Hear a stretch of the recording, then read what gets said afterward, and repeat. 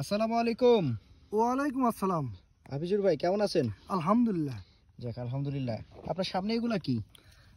ভাই এটা হচ্ছে ফিলিপাইন আখের চারা। ফিলিপাইন আখের চারা? জি। এতটুকু চারা? হ্যাঁ, এতটুকু চারা আরো বড় হবে।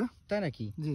এই চারা রোপণ করলে কখন বিক্রি করা যাবে এগুলা? এই চারা এখন যদি রোপণ করা যায় এই সময়ের মধ্যে, আবার 1 বছর সময় লাগে, তার 10 মাসের মধ্যে বিক্রি করা যাবে। তাই নাকি? একটা চারা আমাদের দেখান তো।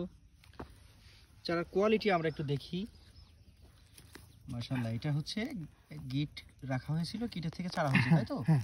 বেশ শক্তপোক্ত শিকড় হয়েছে। হ্যাঁ হ্যাঁ, এই যে শিকড়। আচ্ছা, এই চারাগুলা কেমনে কি এটার দূরে পাঠাইতে হলে কেমনে পাঠান? এটা দূরে পাঠালে আমি ওই মানে ওই কার্টুনের মধ্যে এটা সুন্দর করে প্রসেসিং করে বান্ধে আমি কোরিয়া সার্ভিসে, যদি কোনো ভাই যদি নিতে চাই আমার এখানে আসেও নিতে পারে।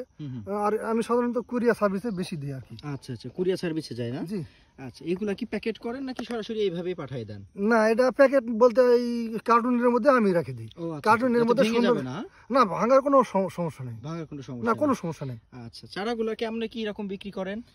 আমি এটা বিভিন্ন সময় বিভিন্ন রেটে বিক্রি করি। বিভিন্ন আমার সময় বিভিন্ন হ্যাঁ, রেটে? দাম আমি কমে বিক্রি করি, সমস্যা নেই আমার কাছে। আচ্ছা আচ্ছা, আমি কমে বিক্রি এটা করি। দর্শকরা যখন আপনার এই স্ক্রিন দেখানো নাম্বারে যোগাযোগ করবে, কথা বলবে, তখন এটা দরদাম ফিক্সড করে নিতে হ্যাঁ, হবে নাকি? নিতে হ্যাঁ দরদাম আচ্ছা, নিতে। চারা বয়স কতদিন হলো?